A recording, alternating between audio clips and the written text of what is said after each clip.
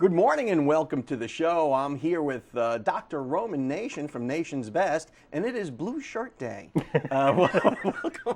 Welcome back to the show, Doc. Morning, sir. You know, we get into these deep conversations sometimes. Yeah. And, before we started rolling tape, we were talking about the importance of spirituality Yes. to your health. I mean, is there that mind-body connection? There's a huge correlation between, and it all comes down to stress. And it's when we talk about spirituality, it can come in different forms, whether you go to church or you have your own separate type of spirituality, or really even atheists have a sense of spirituality about them, and it comes down to how your body manages stress or how it deals with the outside world. When babies are first born, their only thing that they know is to eat and sleep, and and the poop part of thing just comes along with the eating and sleeping part. But as they grow and mature, they're actually learning to adapt to their environment, to realize what they can and cannot control in their environment. So with little bitty babies, like their view of the world is, if I'm hungry, then the entire world must be hungry, and that's why they scream, is because they're just voicing that out. Right.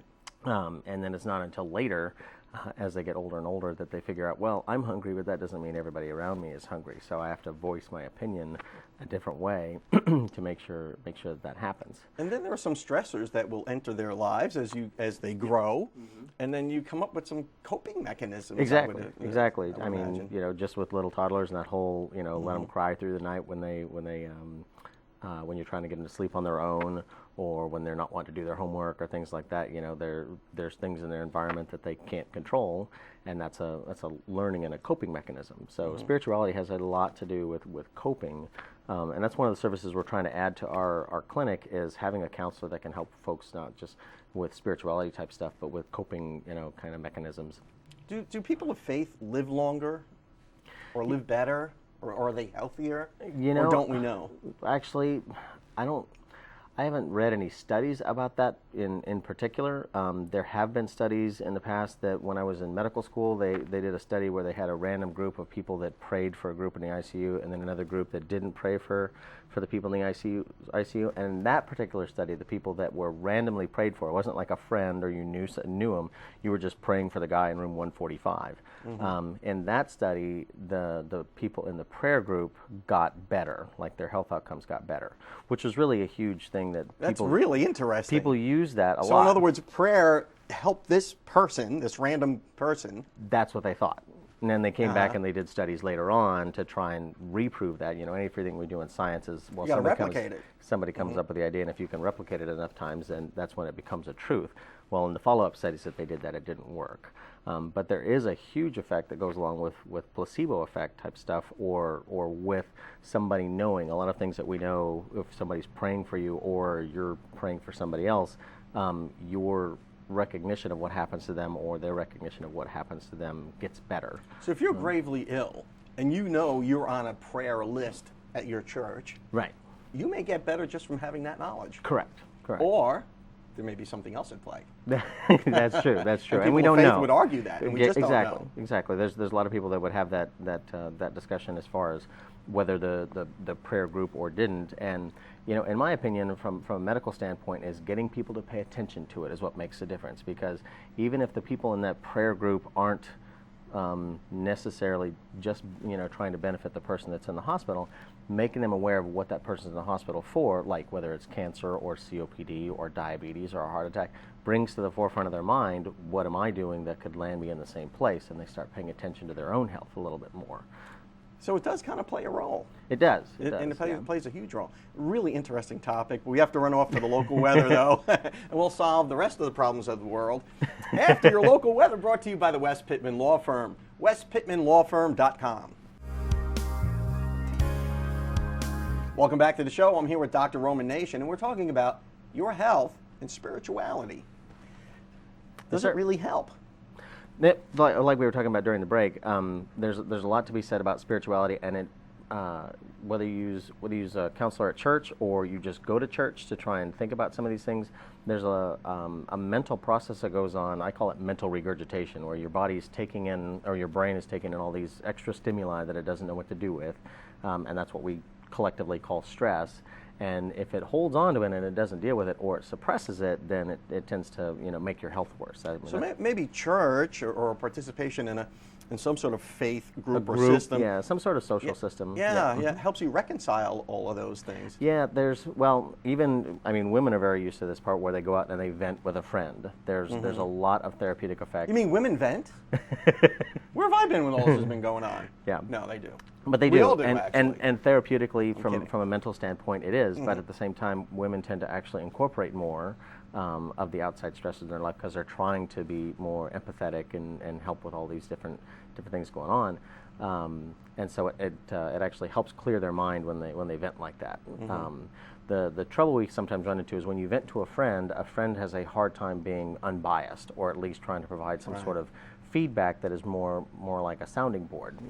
But that's where counseling really comes in, and that's where a good church counselor can be very, very helpful. Certainly. And we used to call it confession. Now they call it reconciliation in the Catholic Church. Is that what it is? It is. It's reconciliation, and it kind of holds you accountable, but it also helps you reconcile your That's life in a lot of different ways. Because my daughter went to, she just got did her first communion earlier this year, and she had to go to. They still called it confession in that church. So anyway.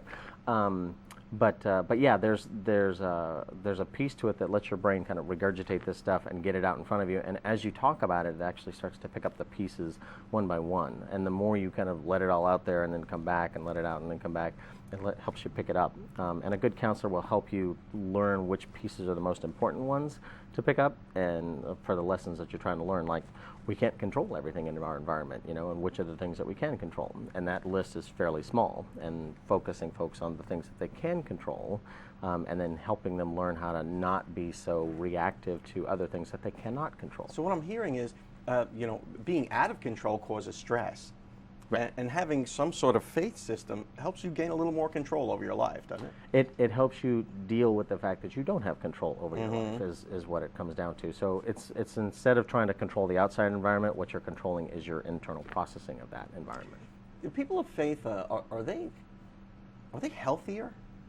In my experience, that would be no. Not necessarily so. No, I see a lot of sick people, people that have kind of not followed the lines. Yeah, healthy people don't go running to the doctor. Right. I mean, they do when they get injured, but that's much farther apart than a lot of folks who, whether they go to church or not. I know a lot of people with a lot of faith and a lot of involvement in their church, but they still lead very unhealthy lives, even though they're told otherwise. Yeah, you can be a faithful person and still smoke cigarettes. Oh, well, smoking cigarettes is actually, that's one of them. Alcohol is a huge component of unhealthy lifestyles. We have a lot of folks that, they'll go to church very, very regularly. Now, there are some faiths that have a no prohibition alcohol, on no alcohol caffeine, and smoking and things like that. Yep. Yeah, and arguably those folks are the ones that I don't see because they are leading healthier lives. So I haven't read any particular studies about religious faith having a huge impact as far as healthier lifestyles. Again, it really comes back to the person paying attention to what's going on in their lifestyle rather than somebody else telling them what to do. So I guess suffice it to say, it couldn't hurt.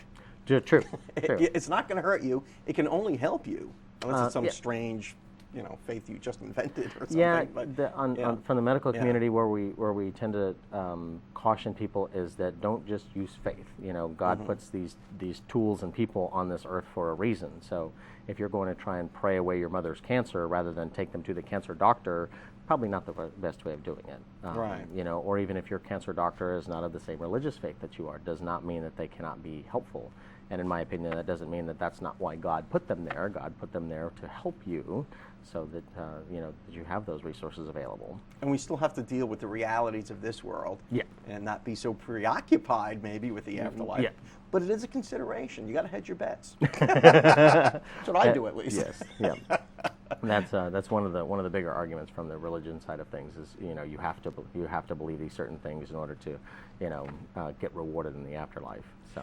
Well, Dr. Roman Nation, we're going to have to let that be the last word. But but thanks so much for coming on the show and My talking pleasure. about that whole faith and health Yes, sir. connection.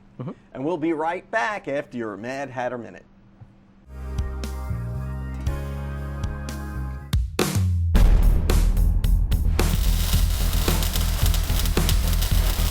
Hi, This is David Lovett, and this is your Mad Hatter Minute.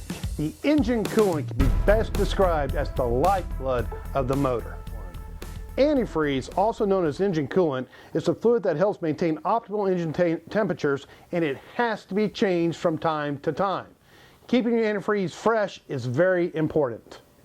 Over time, the inhibitors in the antifreeze that keep your car from overheating start to break down and lose their properties, and that's when problems begin. First, the obvious. Your vehicle is likely to overheat, especially in the summertime. The extreme heat created by the engine combined with the extreme outside temperatures can result in an overheating condition which can cause some serious damage to your motor. Secondly, in wintertime, your car is not protected from the cold. Freezing temperatures can cause the coolant inside your vehicle to freeze and expand, which could crack your engine block. Lastly, a condition known as electrolysis can form. Your vehicle actually generates electricity. Your engine is protected by the inhibitors in the engine coolant. When the inhibitors begin to break down, your protection is lost, and your engine block starts to corrode from the inside out. You have to change your engine coolant in accordance to your manufacturer's recommendation. Most vehicles today have extended life coolant, which means that the coolant can go for 100,000 miles. Check your owner's manual or ask a trusted auto repair facility when you should have your coolant exchanged. I am David Lovett, and that has been your Mad Hatter Minute. Hey folks, this is Joshua Brown with Mad Hatter on 23rd Street. Is your check engine light on? If it is, text MADHAT28, that's MADHAT28, to 24247. Welcome back to the show. I'm here with Dr. Aaron Shores from Spine and Neuro Pain Specialists here in Panama City. Headaches. You know, people say, oh, I get a migraine, or I get migraines, or some people say that, oh, you know, I get headaches when I exercise. I mean, is that an indication of an underlying problem somewhere? Or are headaches just kind of a part of life that we need to get used to? Well, that's a good question, and headaches are oftentimes very complicated because there's multiple different causes of headaches and different types of headaches, and all of them, not all of them, but many of them require separate treatments. Mm-hmm. In our practice, when we see patients, particularly patients that have a significant amount of arthritis in the neck or maybe have been involved in some sort of traumatic if episode, you have chronic headaches, yeah, there's got to be something wrong, right? Right, yeah, and oftentimes there are certainly causes of headaches that are treated solely with medications, but there are a lot of times we find when patients get to our practice that patients have more than one trigger for their headaches, and sometimes those triggers can originate in the spine, mm-hmm, or the back of the skull. And if those primary triggers are addressed, then the migraine or the other type of headache that people get sometimes can diminish. Maybe not go away entirely, but certainly decrease in frequency or intensity, or be more responsive to medications. I see you brought Mr. Bones with you today. And, I did. And maybe you can point out maybe some of the more common things that you see in your practice that cause people's headaches. Sure. So Mr. Bones here has got several joints on the back. This is the back of his spine. This is part of his head that's missing. Yeah, but, that's the back of his skull there. That's the back of his skull, yes, sir. Mm-hmm. And there are several structures here. There's certainly muscles around the neck that can be a significant trigger for headaches. People have said they get knots in the muscle. And then there are also ligaments, discs, and so forth. But a common one we see here are some joints right in through here called facet joints.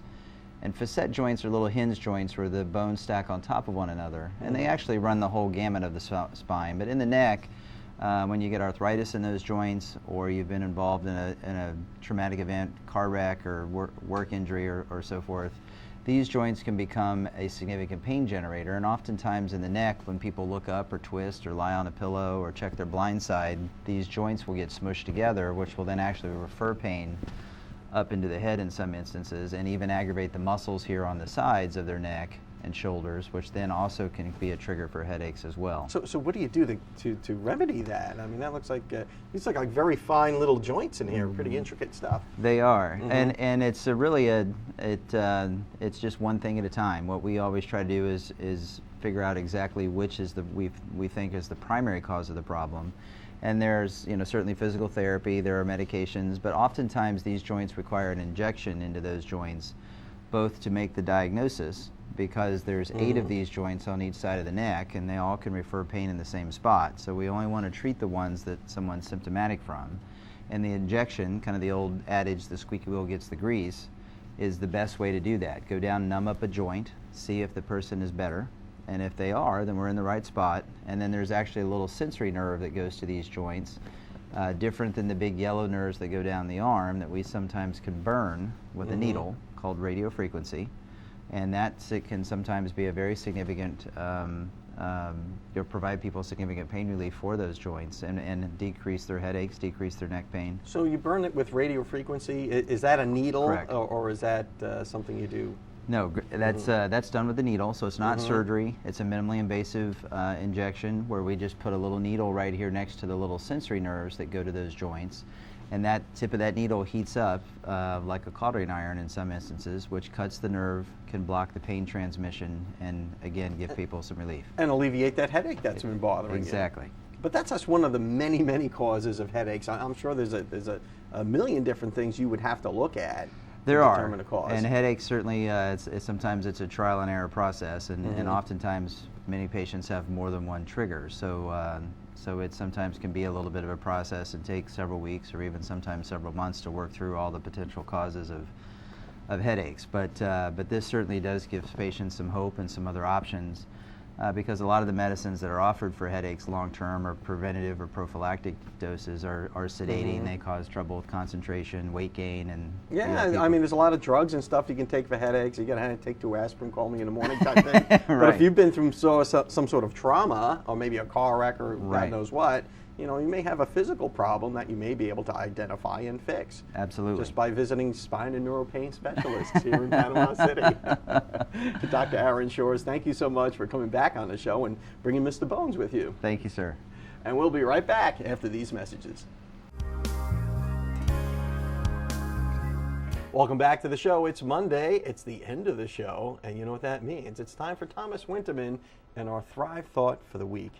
Thomas, it's a new week. What should we go forward with in this week? Well, for this week, I wanted to talk about what to do if you think a loved one has depression. Okay. It's something a lot of people face, and it puts you in an odd situation. Well, first off, I want to ask you this. How do you know if someone has depression? What are the signs of depression? How do you identify that? I mean, we all have down days, right? Right. Well, what you don't want to do is diagnose somebody with depression. If you're not a professional, you go up to someone that you care about and say, hey, I think you're clinically depressed.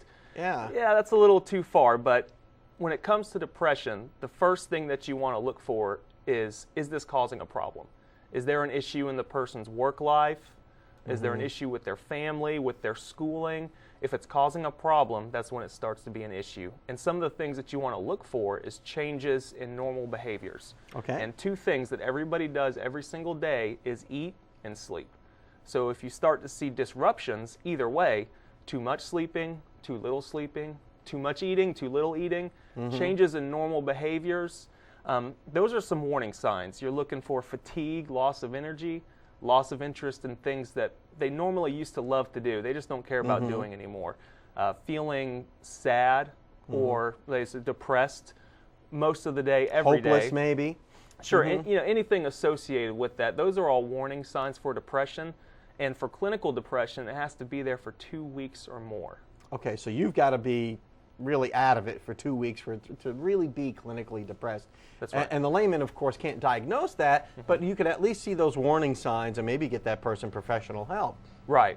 So what should you do if one of your loved ones is exhibiting these type of symptoms? Well, the worst thing you can do is say nothing. And usually the person won't want to admit that there's an issue going on. There might be some pride there or some shame or something associated with it. So you don't want to keep quiet, but you don't want to just come out and say, hey, I think there's something wrong with you. You want to be supportive, you want to be nurturing, but you want to express concern. And you want to bring up very specific facts. You don't want to bring up opinions. Hey, I think you're sad a lot. You want to bring up, hey, you're having problems at work. I noticed you're not sleeping. What's going on? Let's look to get some help. So if you bring up facts, stay away from opinions, and express support, those are the best ways that you can help with that. Yeah, so instead of saying, oh, I think you're clinically depressed, just say, hey, would you question them? Would you say, hey, how can I help? Is there something wrong? Or Oh you yeah, try yeah. to cheer them up. Yeah, I mean, there's plenty of things that you'll naturally Yeah. want to do like that. Try to help somebody, try to make them feel better, try to make them laugh. And one of the first things you can do is encourage the person to go for a walk with you, because exercise is a natural antidepressant and it works great. Just getting people out. I know when I used to ride my motorcycle, I would always come back in a good mood for some reason. I don't know why. Just out there, and endorphins are flowing and all that stuff. So everybody has a down day, and just because you have a down day doesn't mean you're depressed. That's right. It means you're having an off day, but you can be depressed. So the Thrive Thought for the week is help wherever you can. Help wherever you can, and I think that goes for all aspects of life. Thanks a lot for watching, and we'll see you tomorrow.